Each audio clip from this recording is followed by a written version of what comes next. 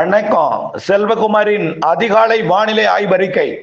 அதிகாரப்பூர்வ வானிலை அறிக்கைக்கு இந்திய வானிலை ஆராய்ச்சித்துறை அறிக்கையை பார்க்கவும். 2026 மார்ச் 12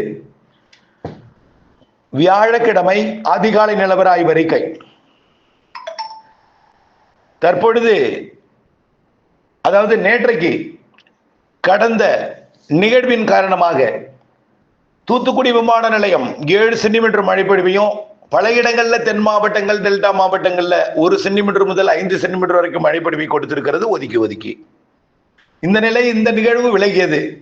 இனிமேல் சற்று வெயில் அதிகரித்து காணப்படும்.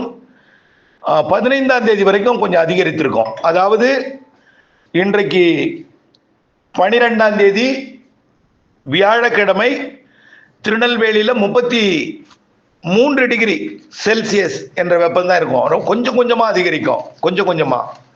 ஆனால் திருநெல்வேலியில 33 இருந்தாலும் சற்று உள்ளே, அதாவது தென்கிழக்கிலிருந்து காற்று பயணிக்கும் என்பதனால, அதாவது கிழக்கு தென்கிழக்கு திசையிலிருந்து காற்று பயணிக்கும். சிவகாசியில நல்ல வெயில் உயரும், 36ஆக இருக்கும். 36 என்பது 96.8 தான், அச்சப்பட தேவையில்லை. மதுரை 35 தான் இருக்கும், 95. திருச்சியும் 35 தான், 95 டிகிரி ஃபாரன்ஹீட். ஆனால் தாராபுரமும் பொள்ளாச்சியும் கொஞ்சம் கூடுதலா இருக்கும். ஏனென்றால் நாகப்பட்டினம், புதுக்கோட்டை மாவட்டம் மற்றும் திருவாரூர், தஞ்சாவூர் உள்ளிட்ட டெல்டா மாவட்டங்கள் வழியாக நுழையக்கூடிய கிழக்கு காற்று வெப்பம் அடைந்து, ஆனால் வர்றது எல்லாமே கிழக்கு காற்று தான், உயரழுத்தம் விலகி இருக்கு. இருந்தாலும் இந்த கிழக்கு காற்றில் இருக்கக்கூடிய ஈரப்பதம் இருக்குல்லதா, இது வெப்பத்தால் லேசாக்கி மேலெடுந்து மேற்கே போய் கொஞ்சம் மணலை கொடுக்கும். அது அப்படி அனலை கொடுத்தாலும் தாராபுரம், பொள்ளாச்சி போன்ற உடுமலைப்பேட்டை பகுதியில் 36 தான், கவலைப்படாதீங்க. 36 என்பது 96.8. இப்ப தமிழ்நாட்டிலேயே வெப்பம் கொஞ்சம் கூடுதலாக உணரப்படக்கூடிய இடம் தாராபுரம், பொள்ளாச்சி, ஈரோடு 38க்கு போகும் இன்னைக்கு. அதாவது 100 டிகிரி எட்டும் இன்னைக்கு ஈரோடு. கிழக்கு தென்கிழக்கு திசை காற்று ஈரோடு மாவட்டம் போய் நீலகிரி மாவட்ட கிழக்கு சரிவுல பவானி சாகர் மற்றும் அப்படியே அந்த கர்நாடக எல்லையோர மலைப்பகுதிகளில் ஒரு தேக்கத்தை ஏற்படுத்தும் போது ஓட்டம் இல்லாமல் கொஞ்சம் புழுக்கம் ஏற்படும். காற்று ஓடிட்டே இருந்தா கூட கொஞ்சம் தெரியாது. ஆனால் இந்த ஈரோடு மாவட்ட வெப்ப அதிகரிப்பு காரணம் என்னன்னா, கிழக்கிலிருந்து வரக்கூடிய காற்று நீலகிரியில தடுக்கப்படுற காரணத்தால கொஞ்சம் தேக்கம் ஏற்பட்டு வெப்பம் அங்கே குவியும். மழை பொழிவிற்கும் அதுக்கு சாதகம் அமைய போது வரக்கூடிய 17ஆம் தேதிக்கு மேல அது ஒரு சாதகமா இருந்தாலும் இப்ப கொஞ்சம் வெயில் அதிகமாக போகிறது. இன்றைக்கு 100 டிகிரி எட்டும். இன்றைக்கு தவிர்க்க முடியாது, இன்னைக்கு 100 டிகிரி எட்டும். ஆனால் 100 டிகிரிக்கு மேல போக வாய்ப்பு இல்லை. ஆனால் உணர்வு வெப்பம் 100க்கு மேல போனதாக தெரியும். இன்றைக்கு அதிகபட்ச வெப்பநிலை ஈரோட்டில் பதிவாகும். இன்றைக்கு அதிகபட்ச வெப்பநிலை ஈரோட்டில் பதிவாகும் 100 டிகிரி. அந்த நிகழ்வு விலகியது.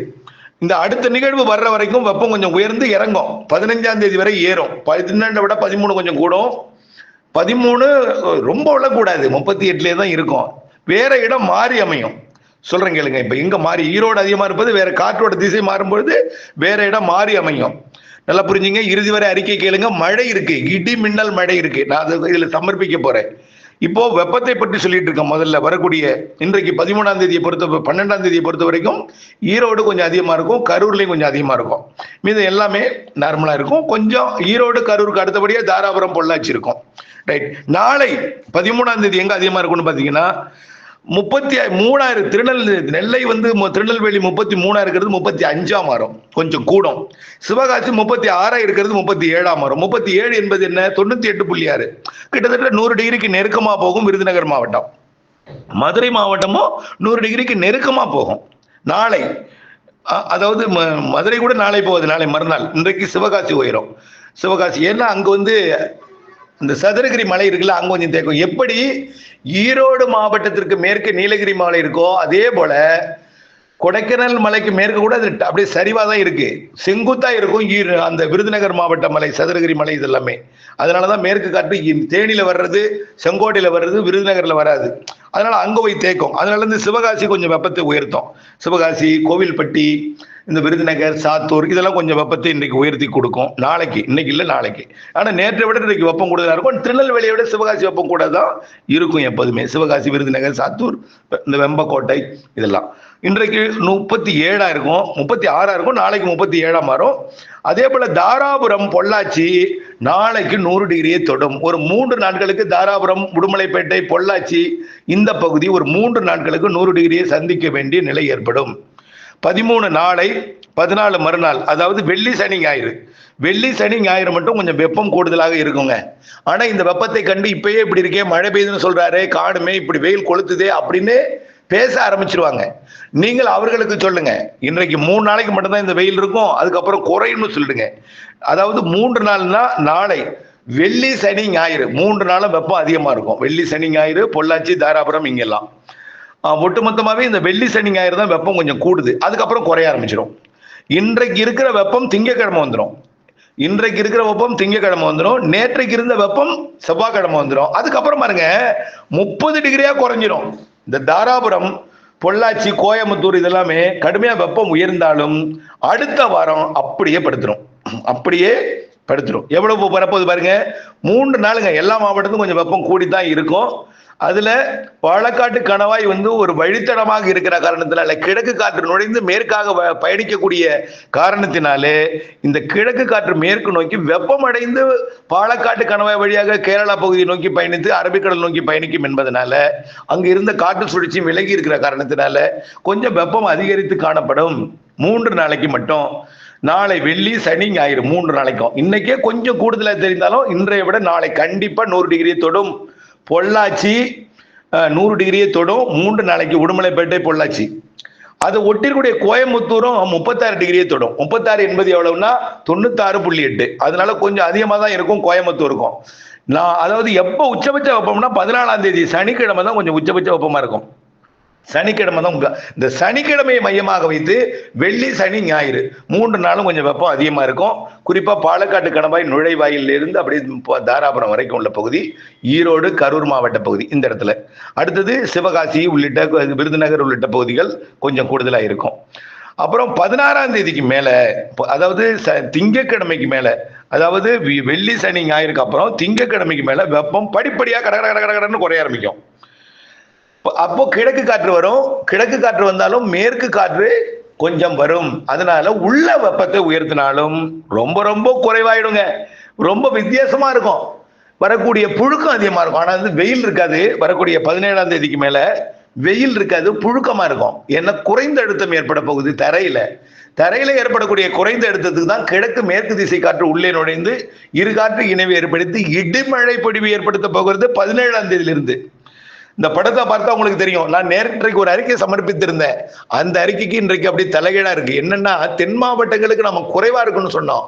இப்ப பாத்தீங்கன்னா வடகோடி மாவட்டங்களுக்கு, சென்னை, திருவள்ளூர், செங்கல்பட்டுக்கு தான் கொஞ்சம் குறைவா தெரியுது. தென் மாவட்டங்களுக்கும், மேற்கு தொடர்ச்சி மலை மாவட்டங்களுக்கும், மேற்கு மாவட்டங்களுக்கும், கர்நாடக எல்லையோர மாவட்டங்களுக்கும், கல்வராயன் மலை வரைக்கும், அதாவது தமிழ்நாட்டின் உள் மாவட்டங்கள், மேற்கு மாவட்டங்கள், கர்நாடக எல்லையோர மாவட்டங்கள், கேரள எல்லையோர மாவட்டங்கள், கேரள எல்லையோரத்துக்கு உள்ளே இருக்கக்கூடிய தென் மாவட்டங்கள், மேற்கு மாவட்டங்கள், தென் கடலோரம் உட்பட கொஞ்சம் நல்ல மழை பிடிப்பை கொடுக்கும். 17ஆம் தேதி கர்நாடக எல்லையோர மாவட்டங்கள்ல மழை பிடிப்பு தொடங்கும்.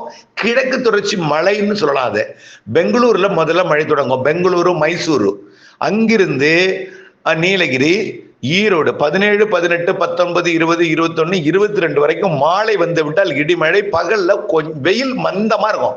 வெயிலே இருக்காதுங்க, மேகமூட்டமா இருக்கும். சூடு இருக்காது, ஆனால் வியர்க்கும், புழுக்கமா இருக்கும். காரணம் குறைந்த அழுத்தம் ஏற்பட்டு, குறைந்த அழுத்தம் காரணமாக தான் கிழக்கு மேற்கு திசை காற்று சந்திப்பை ஏற்படுத்த போகிறது. கிழக்கு திசை காற்று கூட இருந்தா மேற்க போய் மழை குதிக்கும், மேற்கு திசை காற்று கூட இருந்தா கிழக்கு வந்து மழை குவியும். இதனாலதான் ஆரம்பத்துல மேற்கு திசை காற்று குறைவா இருக்கும், கிழக்கு திசை காற்று கூடுதலா இருக்கு என்பதனால மேற்கை போய் குவிக்கும். ஆரம்பத்துல 17, 18 உள் மாவட்டங்கள் வரைக்கும் குவிக்கும். பிறகு 19 கடலோரம் வந்துடும். 19 கடலோரம் வந்துடும். 20, 21, 22 கடலோர மாவட்டங்கள் வரைக்கும் மழை இருக்கும். டெல்டா மாவட்டங்கள், வடகடலோரம், சென்னை உட்பட. ஆனா எல்லா மாவட்டங்களுக்கும் மழை உண்டு. ஏற்கனவே நாம சொன்னதுல தூத்துக்குடி, திருநெல்வேலிக்கு குறைவா இருக்கும்னு சொன்னோம். ஆனா இப்ப இருக்கிறதுக்கு சென்னை, திருவள்ளூர், செங்கல்பட்டு, விழுப்புரம் இந்த மாவட்டங்களுக்கு தான் குறைவா இருக்கும் போல தெரியுது. மேற்கே போக போக தென்மேற்கே போக போக, தென்மேற்கு இல்ல வடமேற்கே போக போக மேற்கேயும் வடமேற்கேயும் நல்ல மழை பொழிவை கொடுக்கும். சரியா சொல்ல போனா கிழக்கு தொடர்ச்சி மலை, திருவண்ணாமலைக்கு மேற்கே உள்ள மாவட்டங்கள் எல்லாமே நல்லா இருக்கும். மேற்கு தொடர்ச்சி மலை ஒட்டுமொத்த தென் மாவட்டங்கள் மற்றும் மேற்கு தொடர்ச்சி மலை மாவட்டங்கள், மேற்கு மாவட்டங்கள், திருச்சி, புதுக்கோட்டைக்கு மேற்கே உள்ள எல்லா மாவட்டங்களுக்கும் நல்ல மழை தரப்போது. பாலக்காட்டு கணவாய் உட்பட ஈரோடு உட்பட நல்லா புரிஞ்சுக்கங்க. டெல்டா வடகடலோரம் மட்டும் குறைவாக இருக்கும். கொஞ்சம் தாமதம் ஏற்படும் மழை வருவதற்கு. கிழக்கு காற்றோட வேகம் கூடுதலா இருக்கும் என்பதனால மழை மேற்கே குவிக்கும். ஆனால் மேற்கு காற்று மேற்கில் இருந்தா மழை கிழக்கு நோக்கி வரும். கிழக்கு காற்று கூடுதலாக இருந்து மேற்கில் இருந்து கிழக்கு வரவிடாமல் தேக்கி தடுத்து நீடித்து நின்று மழை பொழிவை கொடுக்கும் பல மாவட்டங்கள்ல. இடிமின்னல் மழையெல்லாம் இப்போ நாமக்கல் மாவட்டம், சேலம் மாவட்டம், தருமபுரி, கிருஷ்ணகிரி மாவட்டத்துல நீடித்து நின்ற மழை பொழிவு கொடுப்பதற்கும் ஈரோடு, திருப்பூர், கோயம்புத்தூர், நீலகிரி, அப்படியே கரூர், திண்டுக்கல் மேற்கு பகுதி இங்கெல்லாம் நல்ல மழை பொழிவு கொடுப்பதற்கு வாய்ப்பு இருக்கு. உடுமலைப்பேட்டை எல்லாம், பொள்ளாச்சி எல்லாமே மழை இருக்கு. பொள்ளாச்சி இதுக்கெல்லாம் 18, 19, 20 எதிர்பார்க்கலாம். பொள்ளாச்சி, உடுமலைப்பேட்டை எல்லாம், கோயம்புத்தூர்லாம் கண்டிப்பா இந்த முறை ஒதுக்கினாலும் அடுத்த நாள் பெய்திடும். இந்த முறை கொஞ்சம் பரவலா பெய்யும். கிழக்கு கடலோரம், டெல்டா வடகடலோரத்துக்கு மட்டும்தான் கொஞ்சம் குறைவா இருந்தாலும் அதுக்கும் மழை இருக்கு. 20, 21, 22 தேதிகள்ல 19 பெய்யலாம். ஆனால் மழை தொடக்கம் 17ஆம் தேதி நல்ல மழை இருக்கு. கேரள எல்லையோரம் ஒட்டுமொத்த தென் மாநிலங்களுக்கே மழைங்க. தெலுங்கானா, ஆந்திர பிரதேசம், கர்நாடகா, கேரளா, அதை ஒட்டியுள்ள தமிழ்நாட்டுக்கும், அதாவது கர்நாடக எல்லையோர, ஆந்திர எல்லையோர, கேரள எல்லையோர மாவட்டங்களுக்கும், ஆந்திர எல்லையோரத்தை விட ஆந்திர எல்லையோரத்துல திருவள்ளூரை விட திருப்பத்தூர், வேலூர் மாவட்டத்தில் ஆந்திர எல்லையோரம் நல்ல மழை இருக்கும். அந்த 3 மாவட்டத்திலேயே திருப்பத்தூர் ஒட்டியுள்ள, குப்பம் ஒட்டியுள்ள பகுதி நல்ல மழை இருக்கும். அதை விட கோலார், தங்கவயல், அப்படியே பெங்களூரு, அதை ஒட்டியுள்ள ஒசூர்லேயே கிருஷ்ணகிரியோட ஒசூர் கூடுதலா இருக்கும். தேன்கனிக்கோட்டை கூடுதலா இருக்கும். அதே நேரத்தில் கல்வராயன் மலையோட மழைக்கும் மேற்கே உள்ள பகுதி எல்லாமே நல்ல மழை பொழிவை கொடுக்கும். 17, 18, 19, 20, 21, 22, 23, 24ஆம் தேதி வரைக்கும் அந்த மழை இருக்கு. 18, 19, 20, 21, 22 நல்ல மழை இருக்கு. ஆகவே இந்த அறிக்கையோட இணைந்திருங்க. ஒரு 3 நாள் வெயில் அதிகமா இருக்கும். இந்த 3 நாள் மட்டும்தான் கொஞ்சம் அதிகமா இருக்கும். கவலைப்படாதீங்க. அதுவும் குறிப்பா பொள்ளாச்சி, உடுமலைப்பேட்டை இந்த பகுதியும், சிவகாசி உள்ளிட்ட பகுதியும், மதுரை உள்ளிட்ட பகுதியும், அதே போல ஈரோடு, கரூர் உள்ளிட்ட பகுதிகளுக்கும், வேலூர் கூட பெருசா இருக்காதுங்க. வேலூர் கூட 36 தான் இருக்கும். வேலூர் இப்போ உயராது. மேற்கு நோக்கி பயணிக்கக்கூடிய காற்று கிழக்கில் இருந்து, அதனால பாலக்காட்டு கணவாய் வழியாக அரபிக்கடல் நோக்கி பயணிக்கும் பொழுது மேற்கே போய் அனலை கொடுக்கும். அதனாலதான் தாராபுரம், பொள்ளாச்சி மற்றும் உடுமலைப்பேட்டை பகுதிக்கு வெப்பம் கூடும் ஒரு 3 நாட்களுக்கு. அதாவது வெள்ளி, சனி, ஞாயிறு நேற்றை விட இன்னைக்கு கொஞ்சம் கூடுதலாக தான் இருக்கும். உச்சபட்ச வெயில் 100 டிகிரிக்கு நெருக்கமா இருக்கக்கூடிய நாள் பொள்ளாச்சிக்கே 100 டிகிரி வருங்க. கொஞ்சம் கவலைப்படாதீங்க. இந்த 3 நாள் மட்டும்தான் 100 டிகிரி நெருக்கமா இருக்கும். பொள்ளாச்சி மட்டுமில்ல, மதுரை, அதை ஒட்டியுள்ள சிவகாசி, விருதுநகர் இந்த மாவட்டங்கள், மத்திய உள் மேற்கு பகுதிகள். சரிங்களா? இணைந்தேருங்கள் அப்டேட்ஸுடன். அதுக்கப்புறம் மழை வருது 17ஆம் தேதிக்கு மேல. இணைந்தேருங்கள். இடி மின்னல் மழை, மழையை விட இடி மின்னல், வெளிச்சம், இந்த சவுண்டு இதான் அதிகமா இருக்கும். மழையும் இருக்கு. ஆனால் அது பரவலா ஒரே நேரத்தில் எல்லோருக்கும் பெய்யாது. மழையை எதிர்நோக்கி இருக்காதீங்க. ஒதுக்கி ஒதுக்கி ஒதுக்கி ஒதுக்கி பெய்யும். பெய்யும் இடத்துல வலுத்து பெய்யும். தேக்கி ஒரு குறிப்பிட்ட இடத்துல கொட்டிடும், அருகிலே ஒதுக்கிடும். அப்படித்தான் இருக்கும். நல்ல மழை இருக்கும். உங்களுக்கும் பெய்யலாம், உங்களுக்கு அருகிலே பெய்யும். ஆனால் பரவலாக பெய்யும். ஏற்ற இறக்கத்துடன் கூடுதல் குறைவாக இருக்கும். ஆனால் 5, 8, 10, 12 சென்டிமீட்டர்லாம் பெய்ய போகுது. அது கர்நாடக எல்லையோரம் நிச்சயமா நல்ல மழை பொழிவை கொடுக்கும். ஈரோடு முதல் நீலகிரி முதல் கிருஷ்ணகிரி வரைக்கும் உள்ள நல்ல மழை பொழிவை கொடுப்பதற்கு சாதகம். அதே போல கேரள எல்லையோர மாவட்டங்களுக்கும் மேற்கு மாவட்டங்களுக்கும் நல்ல மழை இருக்கு. தென்கடலோரமும் இருக்கு. ராதாபுரம் உள்ளிட்ட பகுதிகளுக்கும், தூத்துக்குடிக்கும், ராமநாதபுரத்தும் கூட இருக்கு. இணைந்தே இருங்கள் அப்டேட்ஸுடன். நன்றி. ஒதுக்கி என்பதை மட்டும் நீங்கள் நினைவு கொள்ள வேண்டும். நன்றி.